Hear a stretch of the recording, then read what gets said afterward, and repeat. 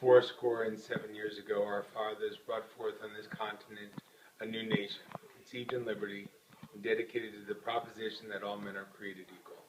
Now we are engaged in a great civil war, testing whether that nation or any nation so conceived and so dedicated can long endure. We are met on a great battlefield of that war. We have come to dedicate a portion of that field as a final resting place for those who here gave their lives that this nation might live. It is altogether fitting and proper that we should do this. But in a larger sense, we cannot dedicate, we cannot consecrate, we cannot hallow this ground. The brave men, living and dead, who struggled here, have consecrated it far above our poor power to add or detract. The world will little note nor long remember what we say here, but it can never forget what they did here. It is for us, the living, rather, to be dedicated here to the unfinished work which they who fought here have thus far so nobly advanced.